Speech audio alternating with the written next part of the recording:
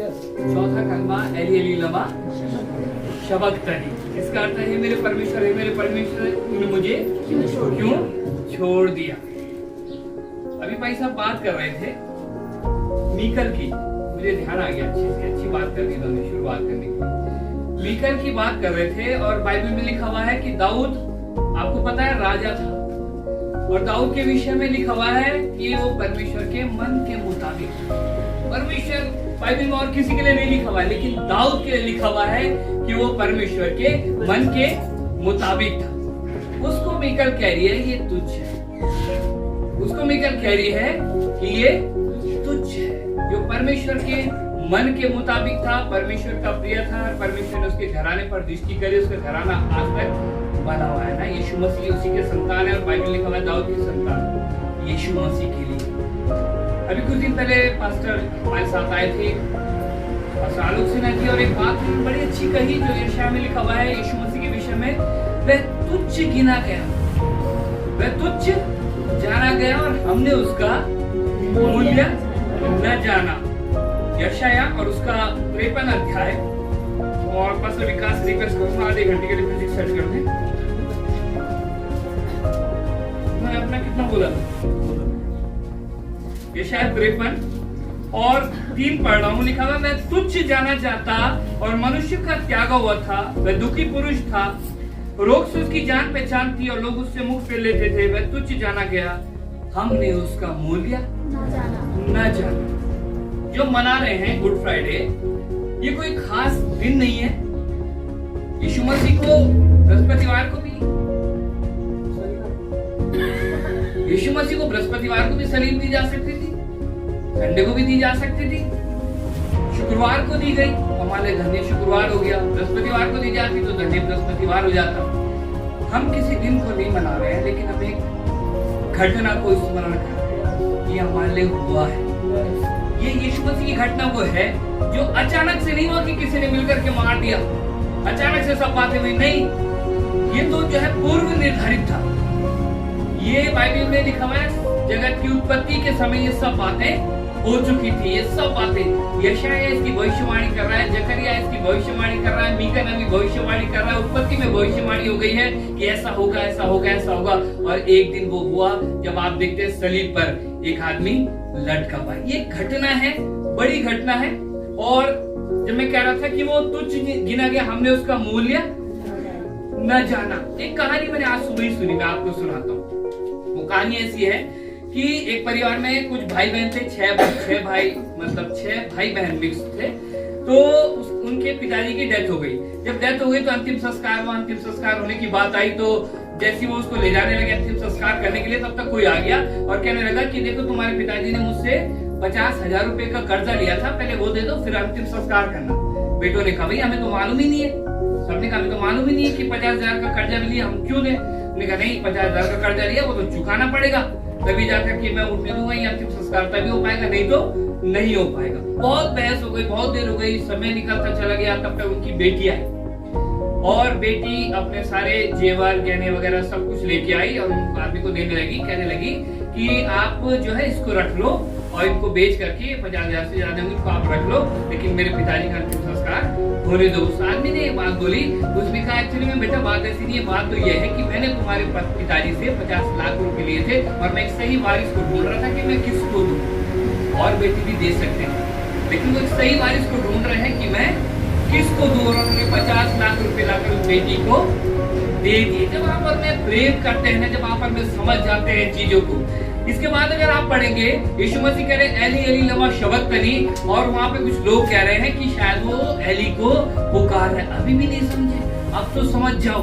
कई बार संगति में आते आते 10 साल हो गए, 20 साल हो गए, अभी भी नहीं समझे, अब तो समझ जाओ। कह रहे रहने दो, ठहर जाओ, देखिए एलिया उसको बचाने आता है कि नहीं आता। ये वो है जो एलिया, जिसने एलिया को बचाया और बवंडर में एलिया को उठा लिया। आज तुम उसकी बात करो कि एलिया उसको बचाने आता है कि नहीं आता है। ये कौन है जानो तो सही, ये जानो तो सही कौन। एक छोटे बच्चे को सोने की मुट्ठी देता है कोई, 1-2 साल के बच्चे को, वो उसका मूल्य नहीं जानता है, वो उसका मूल्य नहीं जानता है। लेकिन जब बच्चा धीरे धीरे धीरे बड़ा हो जाता है, उसको चीजें पता लगने लगती है, इसका मूल्य क्या है, इसका मूल्य क्या है। यीशु मसीह के विषय में लिखा हुआ है हमने उसका मूल्य नहीं जाना।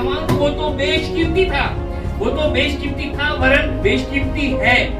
जो उन्होंने बात करी थी मत्ती रचित सुसमाचार 13वां अध्याय और उसकी 44वीं आयत में, एक आदमी था और उसको एक गड़ा हुआ धन मिला। उसको धन मिला और उसने क्या किया, उस धन को उसने, वो गड़ा हुआ धन जो है किसी खेत में था। बाहर से नहीं दिख रहा है, बाहर से बंजर दिख रहा है, बाहर वालों को दिख नहीं रहा है कि आपको कलीसिया के अंदर क्या मिल रहा है, बाहर वालों को दिख नहीं रहा है आवेद के पास क्या चीज है। उनको लग रहा है इसके पास तो नौकरी नहीं है, इसके पास तो ये नहीं है, उसके पास वो नहीं है, किसी की समझ में नहीं आएगा। खेत में गड़ा हुआ धन आवेद को दिख रहा है, परमेश्वर को दिख रहा है। खेत में धन गड़ा हुआ है लेकिन औरों को नहीं दिख रहा है, लेकिन किसी की समझ में आ गया, अरे इस खेत में तो इतना धन गड़ा हुआ है, मेरी 7 पुश्तें खाएंगी, वरन 8 वरन 1000 पुश्तें खाएंगी, इतना धन गड़ा हुआ है। और उसने क्या किया, उसने सब कुछ बेच दिया अपना, सोने चांदी गहना, अपने छोटी मोटी जमीन जायदाद, दुकानदार, नंगा हो गया, बिल्कुल सब कुछ बेच दिया, कुनार की तरह हो गया, सब कुछ उसने बेच दिया और लिखा हुआ उसको खरीद लिया। मालूम लोग क्या कहेंगे, बेवकूफ हो तुमने खराब जमीन खरीद ली। अरे क्या ही जमीन के अंदर, वो तो उसको पता है उसने क्या खरीदा है। मालूम, मैं आपको एक बात बताता हूँ, एक बात बताना चाहता हूँ,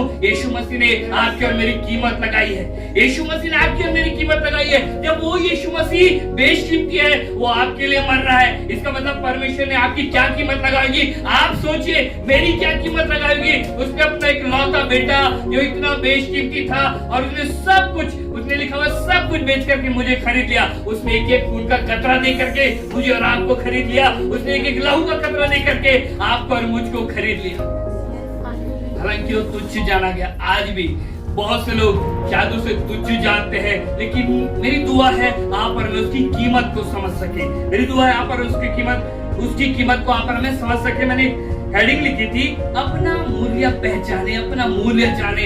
आप है कौन? आप गलीचे के अंदर बैठे हुए हैं, आप है कौन? कभी कभी हम छोटी सी बात से नाराज जाते हैं। एक आयत में पढ़ रहा था, नीति वचन 23 वहां पे लिखा हुआ, सच्चाई को मोल ले, बेचना नहीं। बेचता की चीज का आदमी, जब आपको जरूरत हो, आपके एक दिन का खाना नहीं है या आपको घर में किसी चीज की जरूरत है, सच्चाई को बेच दिया। आज बहुत से लोग बहुत सी चीजों के लिए यीशु मसीह को छोड़ दिया, यीशु मसीह से हट गए, यीशु मसीह से फिर गए, सच्चाई को रख नहीं सके, मोल नहीं ले लिया उन्होंने, लेकिन सच्चाई को बेच दिया। मेरी दुआ है आप सच्चाई को थामे रहे। मैंने एक बात और लिखी हुई, उड़ाऊ पुत्र का जिक्र मैंने लिखा हुआ है। जब वो बेटा आया, वो तो अपना आधा धन खत्म कर चुका था, अपनी संपत्ति खत्म कर चुका था। मालूम, पिता को संपत्ति नहीं चाहिए थी, पिता को बेटा चाहिए था। संपत्ति क्या चीज है मैं बताऊं आपको, आपके परमेश्वर को आप चाहिए कि आप उसके पास फिर जाएं। कल भाई साहब एक बात कर रहे थे और बात ये कर रहे थे, किसकी बात कर रहे थे? कैन और हाबिल की बात कर रहे थे। बाइबल लिखा हुआ है, जब कैन ने खून किया तो उसके बाद कैन भगोड़ा हो गया। सॉरी, हाँ, जब हाबिल का खून जमीन पे गिरा, कैन ने खून किया तो कैन भगोड़ा हो गया। कैन भागने लगा और परमेश्वर के पास दोबारा नहीं आया, लेकिन यीशु मसीह का लहू इस पे बहाया गया कि आप भगोड़े ना रहें, लेकिन वापस आ जाएं, उसकी संगति में आ जाएं, उसके परिवार में आ जाएं। खुदावंद आपको चाहता है, परमेश्वर आपको और मुझको चाहता है, हमारी और चीजों को नहीं चाहता है। बहुत बड़े अच्छे किसी गायक को नहीं चाहता है, ड्रम वगैरह ये सब तो इसलिए क्योंकि आप और मैं परमेश्वर से प्रेम करते हैं। परमेश्वर तो सब चीजें उसने कहा यूं ही दे देगा हमें, लेकिन तुम उसके धर्म और उसके राज्य की खोज करो। आप और मैं परमेश्वर की दृष्टि में कीमती है। एक बात और बोलना चाहूं, यीशु मसीह जब सलीब पर है, यीशु मसीह सलीब पर है, पहला कलमा जो बोला उसने पूरी दुनिया के लिए किनके माफ कर, है ना। दूसरा बोला उसने, काजी तू मेरे साथ परलोक में होगा। तीसरा अपनी माता के लिए। चौथा जो कलमा बोल रहा है वो अपने लिए कह रहा है, हे मेरे परमेश्वर, हे मेरे परमेश्वर, तूने मुझे क्यों छोड़ दिया।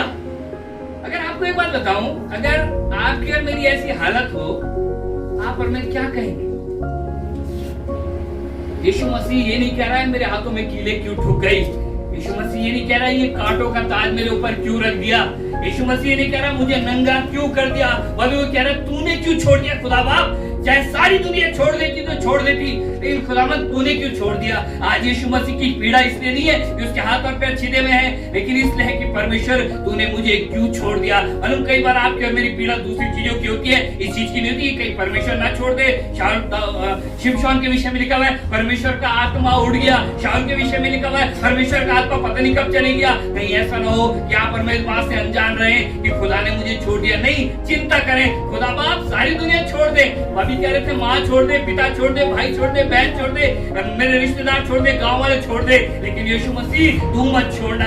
आपकी पीड़ा का कारण क्या है? ये कारण है कि मैं जब से चर्च आई, मेरे पड़ोसी ने मुझको बात करनी बंद कर दी, मेरी मम्मी ने छोड़ दिया, मेरे पापा ने छोड़ दिया, भाई बहन ने छोड़ दिया। नहीं नहीं नहीं नहीं, ये आपकी पीड़ा का कारण ना बने। आपकी पीड़ा कारण ये बन जाए, खुदावंद तू मुझे कभी मत छोड़ना। सारी दुनिया छोड़े तो छोड़े, लेकिन तू मुझे कभी मत छोड़ना।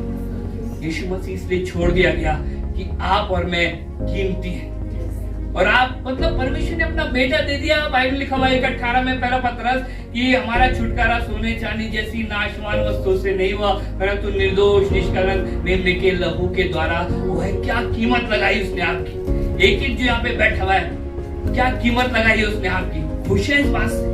हालेलुया। मुस्कुराते रहिए, उत्साहित रहिए, खुदा ने आपकी कीमत लगाई है। हो सकता है मीकल ने दाऊद को तुच्छ जाना हो, लेकिन परमेश्वर ने उसकी कीमत लगाई है। हो सकता है आपको किसी ने तुच्छ जाना हो, लेकिन मानो आपके परमेश्वर ने आपकी कीमत लगाई है। खुदा आप सबको बरकत दे।